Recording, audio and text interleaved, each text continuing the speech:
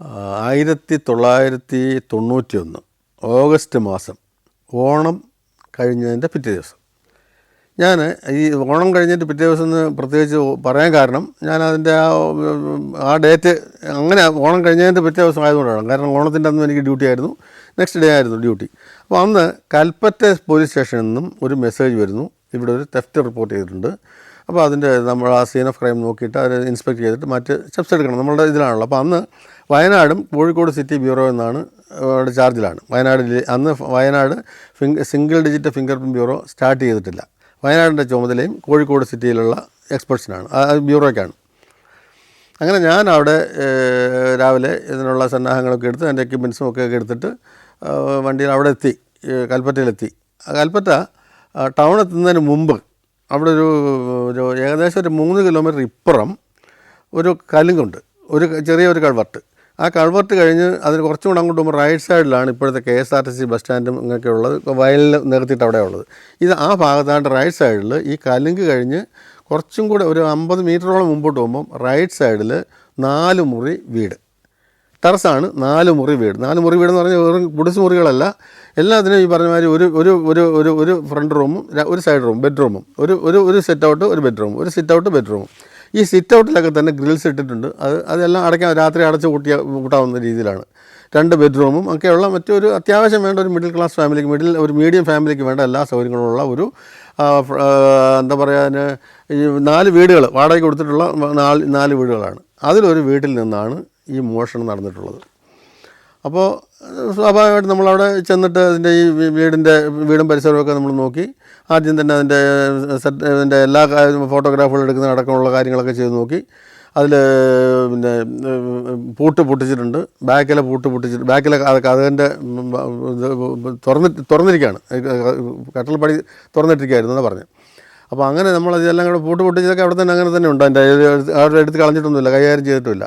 അപ്പോൾ അതിൽ ഒരു ചെറിയ സംഭവം ഉണ്ടായത്, ഈ അയൽവക്കത്തെ വീട്ടിലുണ്ടായിരുന്ന ഒരു പഴയ സർക്കാർ ഉദ്യോഗസ്ഥൻ ഇത് കേട്ട പാതി കേൾക്കാത്ത പാതി ഇയാൾ അവിടെ ചെന്ന് പറഞ്ഞ്, നിങ്ങൾ ഏതൊക്കെ എവിടെ വെച്ചിരുന്നു, ഇതെവിടെ വെച്ചിരുന്നു, അതെവിടെ വെച്ചിരുന്നു എന്നൊക്കെ പറഞ്ഞ് ഇയാൾ അതിനകത്ത് കയറി ഒന്ന് പെരുമാറി ഈ ആൾ. അപ്പോൾ ആ വീട്ടിലുള്ള ഒരാൾ പറഞ്ഞു, അല്ല അതിന് പോലീസൊക്കെ വരണ്ട ചേട്ടാ, നമ്മളങ്ങനെ ചെയ്യാൻ പാടുണ്ടോ, നമ്മളിങ്ങനെ ചെയ്തിട്ടുണ്ടെങ്കിൽ അങ്ങനെ ചെയ്യാൻ പാടില്ല എന്നൊക്കെ, ഇങ്ങനെ സംഭവം നടന്നാൽ നമ്മളങ്ങനെ ചെയ്യാൻ പാടില്ല എന്നാണല്ലോ നമ്മൾ കേട്ടിട്ടുള്ളത്. പോലീസ് ഒന്ന് നോക്കിയിട്ടല്ലേ, പോലീസ് നായൊക്കെ വന്ന് നോക്കണ്ടേ, എങ്കിലല്ലേ കേസ് തെളിയിക്കാൻ പറ്റുള്ളൂ, നമ്മളത് ചെയ്യാൻ പാടുണ്ടോ എന്ന് ചോദിച്ചപ്പോഴത്തേക്ക് പറഞ്ഞു, അല്ല നമ്മളൊന്ന് അറിയണമല്ലോ എന്തൊക്കെയാണ് പോയതെന്ന്, അതുകൊണ്ട് നമുക്ക് നോക്കാം, പോലീസ് ചോദിച്ചാൽ നമ്മൾ പറയണ്ടേ ഇന്നതാ പോയിട്ടുള്ളതെന്ന്. അപ്പോൾ ഇവർ വീണ്ടും പറയുന്നു, അത് ഏതായാലും പോലീസ് നോക്കുമ്പോൾ നമുക്ക് അറിയാമല്ലോ പോയോ ഇല്ലയോ എന്നുള്ളത്, ഏതായാലും ശ്രമം നടന്നിട്ടുണ്ടോ മോഷണം നടന്നുള്ളത് സത്യമാണ്, ഏതായാലും അവർ വരട്ടെ വന്ന് നോക്കാമെന്ന് പറഞ്ഞു. എന്നാൽ ശരിയെന്ന് പറഞ്ഞ് ഇയാൾ ഇറങ്ങി പോവുകയും ചെയ്തു. അങ്ങനെ അതിന് ശേഷമാണ് നമ്മളവിടെ സ്പോട്ടിലെത്തുന്നത്. അപ്പോൾ അവിടെ ചെന്ന് ഈ പറഞ്ഞ മാതിരി തന്നെ അവിടെ ആണെങ്കിൽ ഫിംഗർ പ്രിൻറ്റ്സ് കിട്ടാനുള്ള സാധ്യതകൾ കുറേ ഉണ്ട്. അവിടെ ഏറ്റവും ഫ്രണ്ടിൽ ചെറിയൊരു ഒരു ടീപ്പോയ് കിടപ്പുണ്ട്, അതിൻ്റെ മുകളിൽ കുട്ടികൾ പഠിക്കുന്ന പുസ്തകങ്ങൾ ഇരിപ്പുണ്ട്. പിന്നെ തലേന്ന് കുട്ടികൾ ആരോ വെള്ളം കുടിച്ച് വെച്ചിരുന്ന ഗ്ലാസ് അവിടെ ഇരിപ്പുണ്ട്. പിന്നെ ഇവിടെ ചെറിയൊരു തിണ്ണ പോലെ ഒരു സാധനമുണ്ട് അങ്ങോട്ട് കയറുമ്പോൾ റൈറ്റ് സൈഡിൽ, അങ്ങോട്ട് ചെറിയ ആളുകൾക്ക് ഇരിക്കാൻ പറ്റിയ രീതിയിലുള്ളത്, ഈ ഗ്രിൽസിനകത്ത്, ഗ്രിൽസ് അല്ലെങ്കിൽ ഈ കമ്പിക്ക് വലിക്കകത്ത്. അപ്പോൾ അവിടെ 1-2 ചെറിയ സാധനങ്ങൾ ഇരിപ്പുണ്ട്. അതായത് ഈ ടിന്നുകൾ, ഈ കുട്ടികൾ ഈ സ്വീറ്റ്സൊക്കെ കഴിച്ചിട്ട് വയ്ക്കുന്ന സൈസ് ചിപ്സോ ഒക്കെ ഇട്ട് മിക്സറൊക്കെ ഇട്ട് വെച്ചിരിക്കുന്ന സൈസ് ടിന്നുകളൊക്കെ അവിടെ ഇരിപ്പുണ്ട്. അപ്പോൾ ചെല്ലുമ്പോൾ നമ്മൾ ആദ്യം മുറിക്കകത്ത് കയറുമ്പോൾ അതിൻ്റെ കാണുന്നത് ഇതൊക്കെയാണ്. അപ്പോൾ അത് കണ്ടാൽ തന്നെ അറിയാം ഏതോ കുട്ടികൾ ഉള്ളൊരു വീടാണ്, പഠിക്കുന്ന കുട്ടികളുള്ള വീടാണ്, പുസ്തകങ്ങളുണ്ട്, വെള്ളം കുടിച്ചതിൻ്റെ ഗ്ലാസ് അവിടെയുണ്ട്, എന്തോ പലഹാരങ്ങൾ ചിപ്സോ മറ്റോ കഴിച്ചതിൻ്റെ ടിന്ന് അവിടെ ഇരിപ്പുണ്ട്. അപ്പോൾ കുട്ടികൾ ഇതും കഴിച്ചിരുന്ന് പുസ്തകം വായിക്കുകയോ പഠിക്കുകയൊക്കെ ചെയ്തിട്ട് പോയിട്ടുണ്ടാവാമെന്നുള്ളത്, കുട്ടികളുണ്ടെന്നുള്ളത് ഉറപ്പാണ്, പഠിക്കുന്ന കുട്ടികളുണ്ടെന്നുള്ളത്. പിന്നെ രണ്ടാമത്തെ കാര്യം, ഒരു ഇൻഫറൻസ് എനിക്ക് കിട്ടിയത്, ഇവർ ചെന്നപ്പോൾ തന്നെ പറഞ്ഞു, സാറേ ഇങ്ങനെ ഇന്ന ആൾ വന്ന് കയറി, ഞങ്ങൾ ഇങ്ങനെ പറഞ്ഞിരുന്നു, പക്ഷേ എന്നിട്ടും അയാൾ മൈൻഡ് ചെയ്യാതെ വന്ന് ഇതിൻ്റെ അലമാരയിലൊക്കെ അയാൾ തൊടുകയും പിടിക്കുകയൊക്കെ ചെയ്യും സാറേ എന്ന് പറഞ്ഞു. അപ്പോൾ ഇയാൾ പോയല്ലോ. അപ്പോൾ ഇത്രയും പറയാനുള്ള വിവരം ഇവർക്കുണ്ടെങ്കിൽ, ഈ വീട്ടുകാർക്കുണ്ടെങ്കിൽ, അവർ പോലും ഒന്നും നോക്കിയിട്ടില്ല, ഈ അയൽവാസിയാണ് ഒന്ന് നോക്കിയത്. അപ്പോൾ ഞാൻ ചോദിച്ചു, നിങ്ങൾ എന്ത് ചെയ്തെന്ന് ചോദിച്ചു. അത് ഞാൻ ഇന്ന ഡിപ്പാർട്ട്മെൻറ്റിൽ ഇന്ന ജോലി ചെയ്യുന്ന ആളാണ് സാർ എന്ന് പറഞ്ഞു. എൻ്റെ വൈഫിനും ഒരു ചെറിയ സർക്കാർ ജോലിയാണ്, വലിയ ജോലിയൊന്നുമല്ല എങ്കിലും സർക്കാർ ജോലിയാണ്. പക്ഷേ ഇത് കേട്ടിട്ടുണ്ട്, അതുകൊണ്ടാണ് ഞങ്ങളങ്ങനെ ഇങ്ങനെ ചെയ്യാൻ പാടില്ല ഒരു സംഭവം നടന്നാലെന്ന് പറഞ്ഞിട്ടുള്ളതുകൊണ്ടാണ് ഞാൻ പറഞ്ഞത്. അത്ര കോമൺ സെൻസ് ഉള്ള ആളുകളാണ്. മുതൽ പോയിട്ടുണ്ടെങ്കിൽ പോലും അതിന് പോലീസിന് തെളിയിക്കാനുള്ള സാഹചര്യം ഉണ്ടാകണം എന്ന് ഉള്ള അറിവ് മിനിമം ഉള്ള ആളുകളാണ്. അപ്പോൾ അത് മാത്രമല്ല, അവർ ഹാർഡ് ഏൺഡ് ആണ് ഇവരുടെ പോയിട്ടുള്ള സമ്പാദ്യം എന്നുള്ളതെന്ന് അത് കേട്ടാൽ മനസ്സിലാവും. അവർ പറഞ്ഞു, അത് ആരായാലും ശരി സാർ, ഞങ്ങളിങ്ങനെ കഷ്ടപ്പെട്ടുണ്ടാക്കിയത് ആകെപ്പാട് ഇത്രയും സാധനം ഉണ്ടായിട്ടുള്ളൂ, അതിൽ ഇത്ര മുതലേ പോയിട്ടുള്ളൂ, ഞങ്ങളില്ലാത്തതൊന്നും ഉണ്ടാക്കി പറയുന്നില്ല. പക്ഷേ ആര് ചെയ്തിട്ടുണ്ടെങ്കിലും അതിൽ കണ്ണീരാണ് സാർ അവൻ കൊണ്ടുപോയിട്ടുള്ളത്. അവന് ദൈവം ഗുണം കൊടുക്കത്തില്ല, അവന് ഒരു ഗുണം പിടിക്കാത്തവനായി പോകും സാർ, ഇങ്ങനെ ദ്രോഹം ചെയ്തല്ലോ എന്നൊക്കെ അവരിങ്ങനെ ശപിക്കാൻ നോക്കുന്നുണ്ട്. അവന് വലിയ മോഷണമല്ല എങ്കിലും അവരുടെ സമ്പാദ്യമാണ് പോയത്. ചെറിയ ജോലികൾ ചെയ്ത് അവർക്ക് 3 കുട്ടികളാണുള്ളത്. അപ്പോൾ മൂത്ത കുട്ടിയാണെങ്കിൽ നഴ്സിംഗ് പഠിക്കുകയാണ് ബാംഗ്ലൂരിൽ. അപ്പോൾ ആ കുട്ടിയെ അതിന് ചിലവിന് വേണ്ടി പോലും ഇവർ കഷ്ടപ്പെടുന്നതാണ്. രണ്ടാമത് വേറൊരു കുട്ടിയുണ്ട്, ആ കുട്ടി കൽപ്പറ്റ പഠിക്കുന്നു, 9ാം ക്ലാസ്സിൽ പഠിക്കുന്നു. ഞാനീ പറഞ്ഞ ഒരു കുട്ടിയുടെ ഇൻഫറൻസ് എനിക്ക് ആദ്യം തോന്നുന്നില്ല. ആ കുട്ടി 4ാം ക്ലാസ്സിൽ പഠിക്കുന്നു, അവിടെ അടുത്ത സ്കൂളിൽ തന്നെ. ഇതാണ് അവിടുത്തെ ഒരു ബാക്ക്ഗ്രൗണ്ട്. അപ്പോൾ ഒരു മീഡിയം മിഡിൽ ക്ലാസ് ഫാമിലിയാണ്. ലോവസ്റ്റ് അല്ല, ഒരു അത്യാവശ്യം വേണ്ട സാധനങ്ങളൊക്കെ ഉണ്ട് ആ വീട്ടിൽ. അപ്പോൾ ആ വീട്ടിൽ ഈ ആൾ കടന്നിട്ട്, ഈ പൂട്ട് പൊട്ടിച്ചിട്ട് ആൾ കടന്നിട്ട് അതിനകത്ത് കയറി ഇവിടെ കംപ്ലീറ്റ് വലിച്ചു വാരിയിട്ടിട്ട് അലമാരയിൽ നിന്നും ഒക്കെ സാധനങ്ങളൊക്കെ വലിച്ചു വാരിയിട്ടിട്ടാണ് അവർ പറഞ്ഞിട്ടുള്ളത് 2.5 പവനേ ആകെപ്പാടോ 2.25 പവനേ ആകെ പോയിട്ടുള്ളൂ. പിന്നെ ഒരു 100-150 രൂപയുണ്ടായിരുന്നു, അതാണ് പോയതെന്ന് പറഞ്ഞു. അപ്പോൾ അതിങ്ങനെ നമ്മൾ ഈ വാതിലിൽ നോക്കി, ഈ ഗ്രിൽസിൻ്റെ മുകളിൽ ഫിംഗർ പ്രിൻറ്റ് ഡെവലപ്പ് ചെയ്തു, അത് കിട്ടി. വാതിലിൻ്റെ മുകളിൽ, പൊളിച്ച മരത്തിൻ്റെ വാതിലാണ്, അതിൻ്റെ മുകളിൽ ഫിംഗർ പ്രിൻറ്റ് ഡെവലപ്പ് ചെയ്തു, അത് കിട്ടി. അത് കഴിഞ്ഞ് നമ്മൾ തമ്പ് ഇംപ്രഷനുണ്ട്, അല്ലാതെ ഫിംഗേഴ്സ് ഉണ്ട്, അങ്ങനെ അതൊക്കെ കിട്ടി. അതൊക്കെ ലൊക്കേറ്റ് ചെയ്യാൻ പറ്റും നമുക്ക് അതിൻ്റെ കറക്റ്റായ പൊസിഷൻ കൊണ്ട്. അതിനുശേഷം അലമാരയ്ക്കകത്തുനിന്ന് അലമാരയും തുറന്നിട്ട്, അലമാര പൂട്ടിയിരുന്നില്ല, താക്കോൽ അതിൽ വെച്ചിരുന്നതാണ്.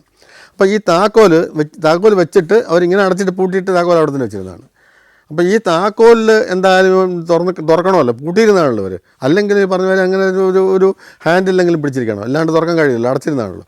അങ്ങനെ ഈ താക്കോലിൻ്റെ മുകളിൽ നിന്ന് ഫിംഗർ പ്രിൻറ്റ് കിട്ടി, ഈ അലമാരയുടെ ഹാൻഡിൽ നിന്ന് ഫിംഗർ പ്രിൻറ്റ് കിട്ടി. അതിൻ്റെ അകവും ഈ 2 ഷെൽഫിൻ്റെ 2 സൈഡും വളരെ വിശദമായി പരിശോധിച്ചപ്പോൾ 2ലും അകത്തും പുറത്തും ഒക്കെ കുറേ ഫിംഗർ പ്രിൻറ്റ്സ് കിട്ടി. പിന്നെ അകത്തുള്ള ചെറിയൊരു ക്യാഷ് ബോക്സ് പോലെ ഒരു ചെറിയ സാധനം ഉണ്ട് അടപ്പുള്ളത്, അതിനകത്താണ് ഈ 2.25 പവൻ്റെ സ്വർണ്ണം വെച്ചിരുന്നത്. അതും തുറന്നിട്ട് അതിനകത്തൊരു ചെറിയൊരു ഹൂക്ക് പോലെ സാധനമുണ്ട്, അതിങ്ങനെ വിരലുകൊണ്ട് ഇങ്ങനെ പിടിച്ചിട്ടാണ് തുറക്കുക. അപ്പോൾ അത് തുറന്നിട്ട് നോക്കുമ്പം അതിനകത്ത് അതിൽ നിന്നും കിട്ടി ഫിംഗർ പ്രിൻറ്റ്. അപ്പോൾ ഈ ആകാശത്തും ഫിംഗർ പ്രിൻ്റ് ഉണ്ട്, അതെങ്ങനെ ലെഫ്റ്റ് ചെയ്യും എന്നൊക്കെ ഉള്ളത് ഞാൻ പറഞ്ഞുതരാം, അത് എങ്ങനെയാണ് ചെയ്യുന്നുള്ളതിൻ്റെ. അപ്പോൾ ഇതിൽ നിന്നും കിട്ടി, ഈ അകത്തു നിന്നുള്ള വെച്ചിരുന്നത് സാധനവും കിട്ടി. അപ്പോൾ അകത്ത് സാധനം വെച്ചിരുന്നത് ഒരു ചെറിയ മരത്തിൻ്റെ പെട്ടിക്കകത്താണ്. മരം എന്ന് പറഞ്ഞിട്ടുണ്ടെങ്കിൽ മറ്റേ കൊത്തുപണികൾ ചെയ്തതുപോലെ നമ്മുടെ ഉത്സവ പറമ്പിലൊക്കെ പോകുമ്പോൾ വാങ്ങിക്കാൻ കിട്ടുന്ന, ഫാൻസി വാങ്ങിക്കാൻ കിട്ടുന്ന പോലുള്ള ഒരു മരത്തിൻ്റെ ചിത്രപ്പണി ചെയ്തിട്ടുള്ള ചെറിയ സാധനം. ചിത്രപ്പണിയല്ല, ഈ കൊത്തുപണി പോലെ ചെയ്തിട്ട് കുറച്ച് രൂപമാറ്റം വരുത്തിയിട്ടുള്ളത്, അതിനകത്താണ് വെച്ചിരുന്നത്. അതിൽ നിന്നാണ് എടുത്തുകൊണ്ട് പോയത്. അതിൽ നിന്നൊക്കെ നമ്മൾ ഫിംഗർ പ്രിൻറ്റ്സൊക്കെ ഡെവലപ്പ് ചെയ്തു. തിരികെ ബ്യൂറോയിലെത്തി അവിടുത്തെ റെക്കോർഡ്സുമായിട്ട് പരിശോധിച്ചപ്പോൾ അവിടുത്തെ റെക്കോർഡ്സിൽ ഇല്ല. കോഴിക്കോട് ജില്ലാ സിറ്റി റെക്കോർഡ്സിൽ ഇല്ല. കോഴിക്കോട് റൂറൽ എന്ന ബ്യൂറോ അന്ന് അവിടെ ഇല്ല. പക്ഷേ അവിടുത്തെ റെക്കോർഡ്സും കോഴിക്കോട് സിറ്റി തന്നെയാണുള്ളത്. പിന്നെ അടുത്തുള്ളത് കണ്ണൂരാണ്. അപ്പോൾ പിന്നെ അതിനുശേഷം 2-3 ദിവസം എടുത്ത് സിറ്റിയിൽ ബ്യൂറോ നോക്കിയിട്ട് അവിടെ തെളിവൊന്നും ഇല്ല എന്നുള്ളതുകൊണ്ട് കണ്ണൂർ സിംഗിൾ ഡിജിറ്റ് ഫിംഗർ ബ്യൂറോയിൽ പോയി നോക്കി. അവിടെ കണ്ണൂർ സിംഗിൾ ഡിജിറ്റ് ബ്യൂറോ പോയി നോക്കിയപ്പോൾ അതിൽ ഒരാളെ കിട്ടി. ഈ ഒരു വ്യക്തിയാണ് ഈ കേസ് ചെയ്തത് എന്നുള്ള. കാരണം 5 ഫിംഗർ പ്രിൻറ്റ്സ് കിട്ടി, 5 വിരലുകൾ കിട്ടി, തമ്പ് ഇംപ്രഷൻ 2 കിട്ടി, ഇൻഡെക്സ് ഫിംഗർ വേറെ കിട്ടി. അപ്പോൾ ഇന്ന ആളാണെന്നുള്ളത് ഉറപ്പിച്ചു. അപ്പോൾ അങ്ങനെ നമ്മൾ ഫിംഗർ പ്രിൻറ്റ് ബ്യൂറോയിൽ നോക്കുമ്പോഴത്തേക്ക് അയാൾ 2 ദിവസം മുമ്പേ ട്രിവാൻഡ്രത്ത് സെൻട്രൽ ജയിലിലായിരുന്നു, 2 ദിവസം മുമ്പ് വരെ. പിറ്റേന്ന് ഈ സംഭവം നടക്കുന്നതിൻ്റെ തലേന്നാണ് അയാൾ റിലീസായിട്ടുള്ളത്. ജയിലിലായിരുന്നു ഇയാൾ. അപ്പോൾ നമ്മൾ ജയിൽ ടെസ്റ്റിംഗ് എന്ന് പറഞ്ഞൊരു സമ്പ്രദായമുണ്ട്.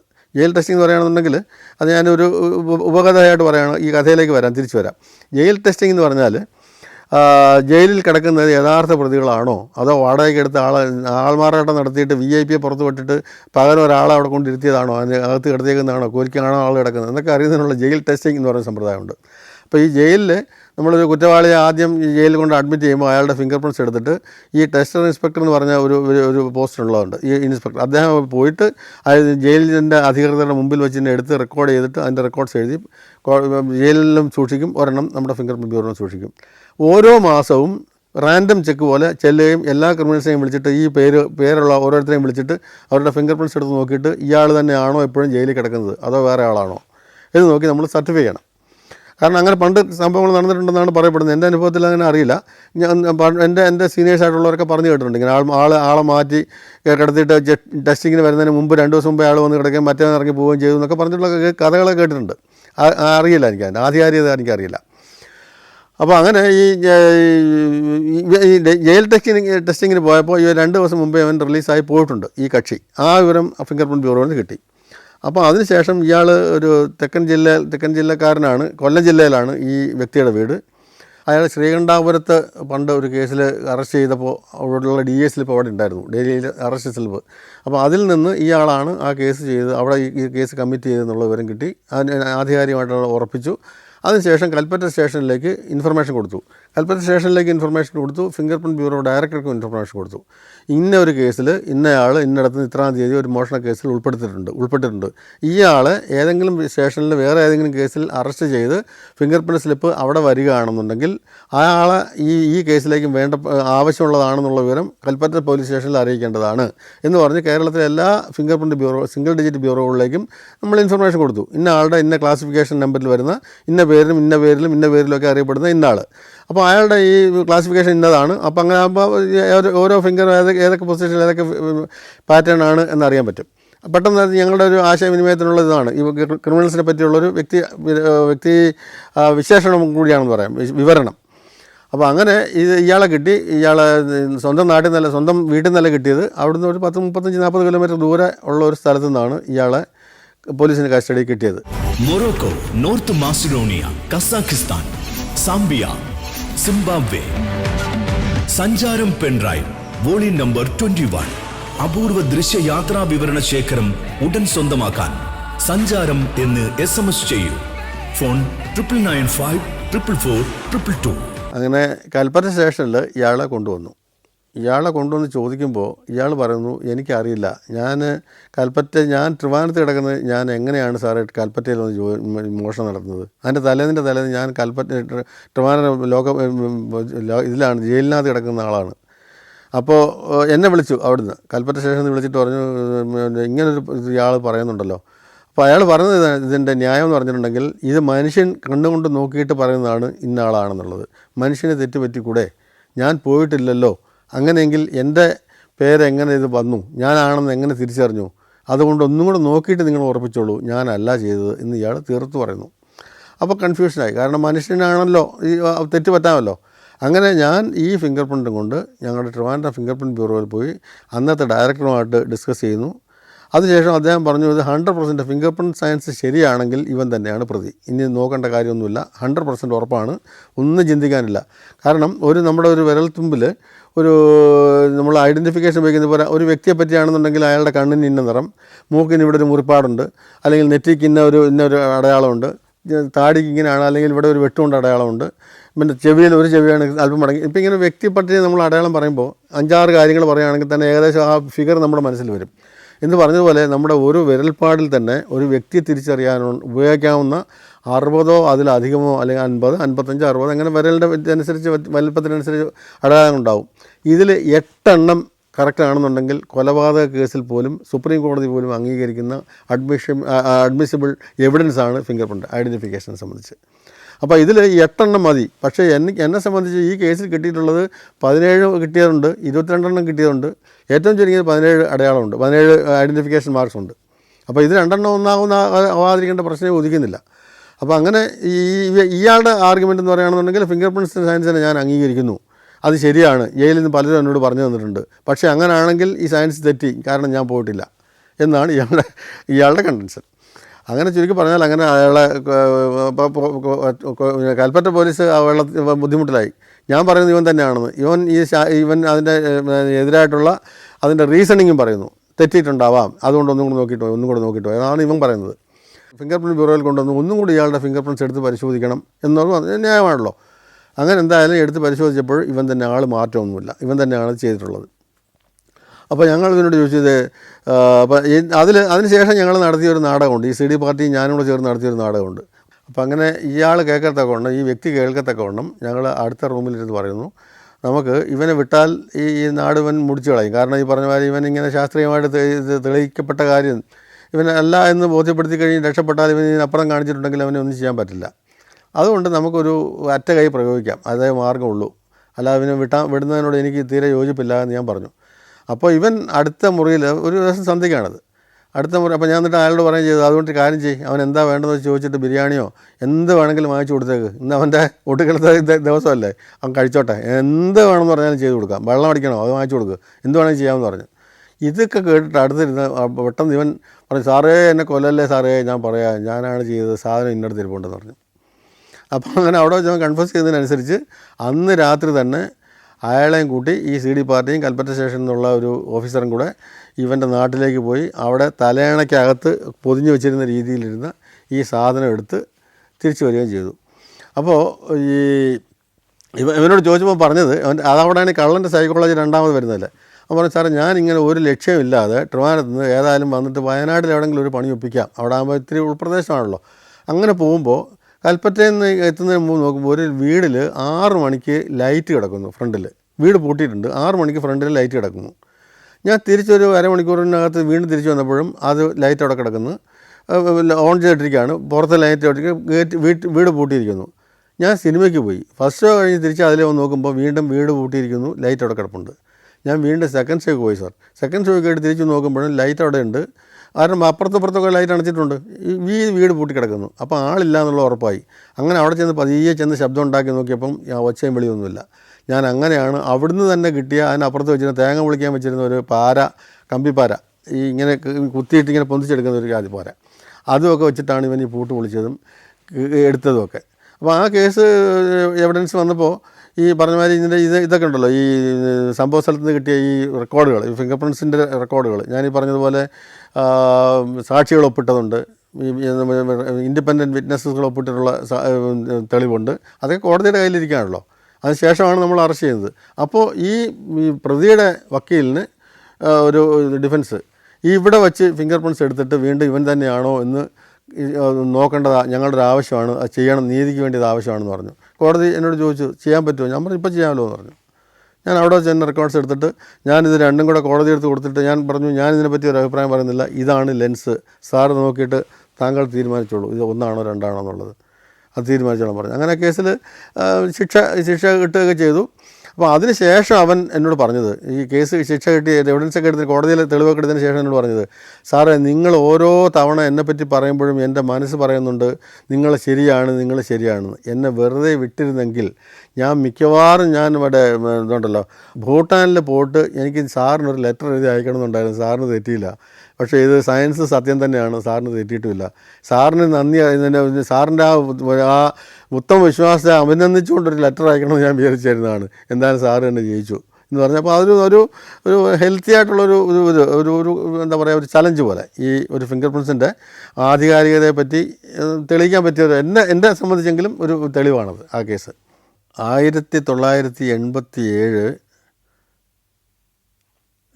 ജൂലൈ മാസം മഴ നടന്നുകൊണ്ടിരിക്കുന്ന മഴക്കാലമാണ്, മഴ പെയ്തുകൊണ്ടൊക്കെ ഇരിക്കുന്നുണ്ട്.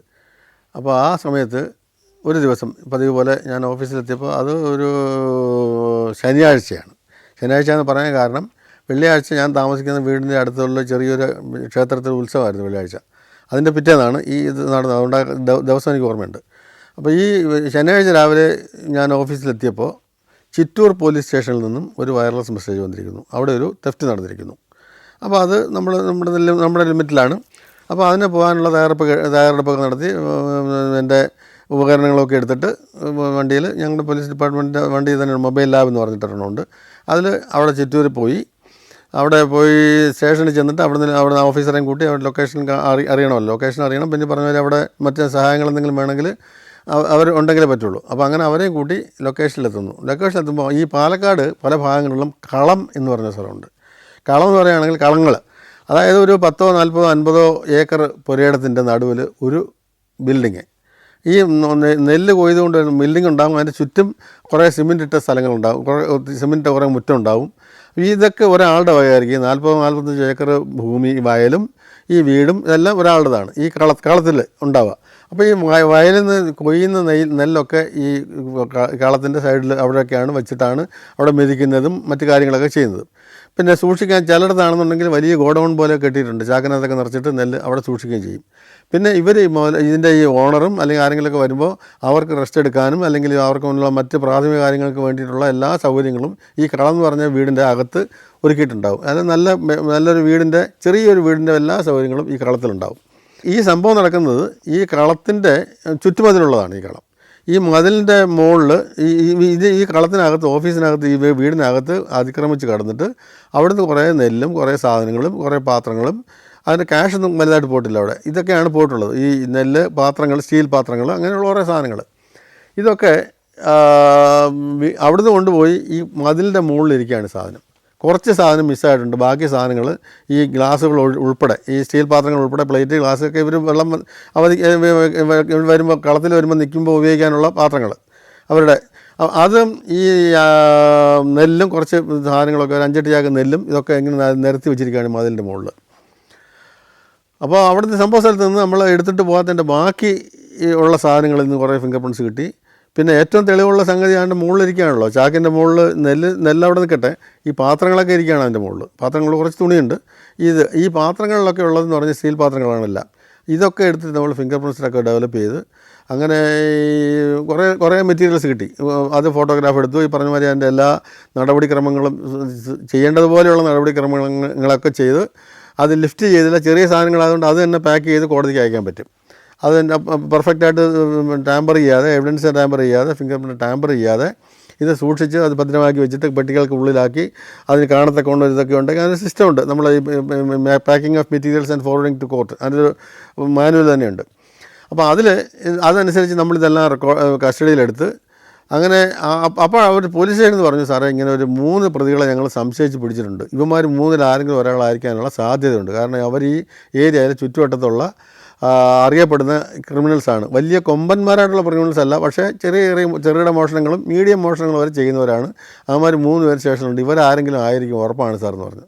അപ്പം പ്രതികളെ കിട്ടിയിട്ടുണ്ടെങ്കിൽ അവരാണെങ്കിൽ കഴിഞ്ഞില്ല, പെട്ടെന്ന് കഴിഞ്ഞ് നമുക്ക് ചെയ്യാൻ പറ്റുമല്ലോ. അങ്ങനെ ഞാൻ പോലീസ് സ്റ്റേഷനിലെത്തി ഈ 3 പേരുടെയും ഫിംഗർ പ്രിൻറ്റ്സ്. അപ്പോൾ ഓരോ പോലീസ് സ്റ്റേഷനിലും ഫിംഗർ പ്രിൻറ്റ്സ് എടുക്കാനുള്ള ആധികാരികമായ ഉപകരണങ്ങളുണ്ട്. അതായത് നമ്മൾ സാധാരണ സ്റ്റാമ്പ് പാഡിൽ എടുക്കുന്നത് പോലെ അതല്ല ഫിംഗർ പ്രിൻറ്റ് എടുക്കേണ്ട രീതി. അത് നമ്മളൊരു സ്ലാബിൻ്റെ മുകളിൽ മഷി, ഈ പ്രിൻറ്റേഴ്സ് ഇങ്ക്, പ്രസ്സിൽ ഉപയോഗിക്കുന്ന കറുത്ത മഷി, പ്രിൻ്റ് ചെയ്യാൻ ഉപയോഗിക്കുന്ന മഷി, അത് റോളർ എന്ന് പറഞ്ഞ സാധനം ഉപയോഗിച്ചിട്ട്, റബ്ബർ റോളർ ഉപയോഗിച്ച് ഒരേപോലെ ഒരേ ലെവലിൽ ഒരേ തിന്നായിട്ട് പുരട്ടി അതിൻ്റെ മുകളിൽ വിരൽ ഉരുട്ടി അതിൻ്റെ വീണ്ടും പേപ്പറിലേക്ക് വെച്ചിട്ടാണ് നമ്മൾ എടുക്കേണ്ടത്. അപ്പോൾ അങ്ങനെ ഓരോ പോലീസ് സ്റ്റേഷനുള്ളതാണ് ഈ ഫിംഗർ പ്രിൻറ്റ്സ് എടുക്കാനുള്ള ഉപകരണങ്ങൾ. അത് ഈ ചിറ്റൂർ പോലീസ് സ്റ്റേഷനുണ്ട്. അതെടുത്തിട്ട് ഫിംഗർ പ്രിൻറ്റ്സ് എടുത്ത് ഈ 3 പേരുടെയും ഫിംഗർ പ്രിൻറ്റ്സ് എടുത്തിട്ട് നമ്മളുടെ കയ്യിൽ കിട്ടിയ ഗ്ലാസ്സുകളൊക്കെ ഉണ്ടല്ലോ ഒറിജിനൽ, അത് നോക്കുമ്പോൾ ഈ 3 പേരും അല്ല പ്രതികൾ.